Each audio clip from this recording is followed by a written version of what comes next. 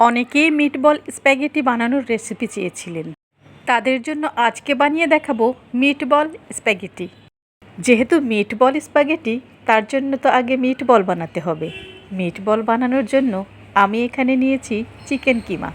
তার সাথে দিয়ে দিচ্ছি 1 কাপ পেঁয়াজ কুচি। তারপর দিচ্ছি 1 চামচ গোলমরিচের গুঁড়া। এখানে আছে আদা রসুন বাটা, কাঁচামরিচ কুচি, শুকনা মরিচের গুঁড়া, ধনিয়া পাতা কুচি আর লবণ। সব কিছু একসাথে দিয়ে দিচ্ছি। তারপরে দিতে হবে লেবুর রস, দিচ্ছি 1/2 কাপ ব্রেড ক্রাম্ব, তারপর দিচ্ছি 1 টেবিল চামচ বাটার। সব কিছু দিয়ে ভালো করে মাখাতে হবে।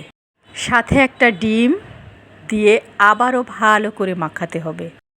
রুটির খামিরের মতন ভালো করে চটকে চটকে মেখে একটা ডো তৈরি করলাম।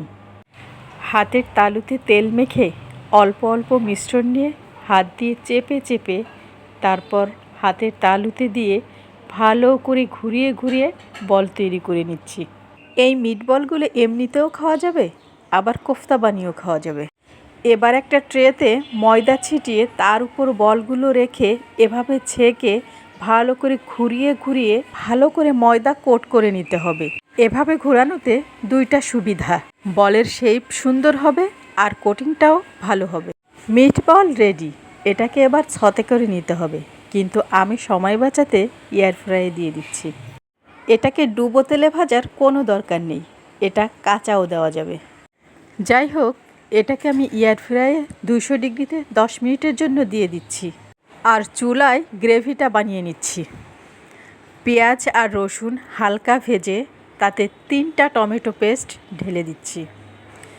ভালো করে একটু নেড়ে তাতে 1 কাপ টমেটো সস দিয়ে ভালো করে কষিয়ে নিচ্ছি। টমেটো পেস্ট আর সস ভালো করে মিশিয়ে তার ভিতরে দিচ্ছি 1 চামচ শুকনা মরিচের গুঁড়া, 1 চামচ গোলমরিচের গুঁড়া, 1 চামচ অরিগ্যানো দিয়ে ভালো করে মিশিয়ে নিতে হবে।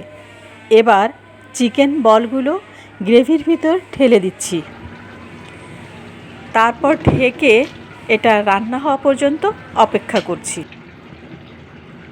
মিট বলগুলো সেদ্ধ হয়ে গেলে আমি গ্রেভি থেকে বলটা উঠিয়ে আলাদা করে নিচ্ছি। এবার গ্রেভির ভেতর সেদ্ধ করা স্প্যাগেটি দিয়ে দিচ্ছি। একটু নেড়ে চেড়ে তার ভেতর রান্না করা মিটবলগুলো দিয়ে দিচ্ছি। আবারও নেড়ে চেড়ে ব্যাস, রান্না রেডি। গরম গরম পরিবেশন করুন।